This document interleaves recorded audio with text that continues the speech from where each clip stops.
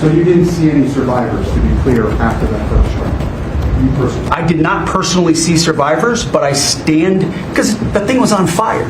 It was exploded in fire or smoke. You can't see anything. You got digital. This is called the fog of war. That was Pete Hegseth providing the clip that will be used at his future congressional testimony and or war crime tribunal over strikes against alleged drug traffickers that our military has been carrying out for the past several months. What you see there is Hegseth, who calls himself the Secretary of War. I'm going to call him the Secretary of Defense because that's what the Department of Defense will once again be named once all this madness is over, but whatever. The Secretary of War there making two contradictory statements. As you would, as any leader would want, you want to own that responsibility. So I said, I'm going to be the one to make the call after getting all the information and make sure it's the right strike. That was September 2nd. I watched that first strike live.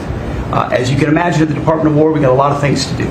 So I didn't stick around for the hour and 2 hours, whatever, where a couple of hours later, I learned that that commander had made which he had the complete authority to do. And by the way, Admiral Bradley made the correct decision to ultimately sink the boat and eliminate the threat. He didn't stick around for the entirety of the strike that took out a boat full of alleged drug traffickers on September 2nd. A reporter then followed up and asked Hegseth directly, did you see any survivors during that strike? Take a look at Hegseth's body language when it comes to answering that question. So you didn't see any survivors, to be clear, after that first strike? You personally? I did not personally see survivors, but I stand, because the thing was on fire.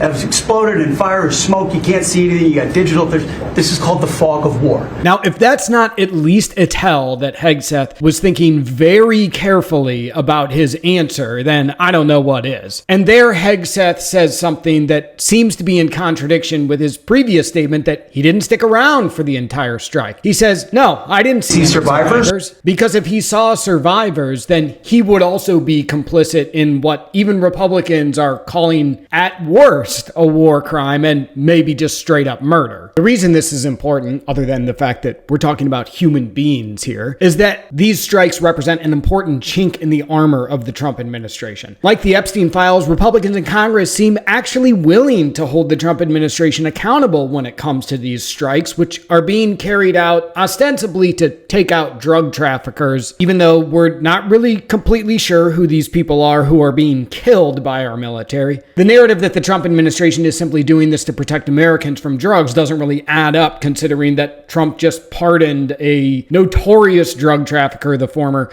Honduran president. So Hegseth's actions are important. What those actions actually are, we're not really sure because he's been busy throwing other members of the military under the bus in regards to these strikes. So we're left with his words. And right now, those words don't add up.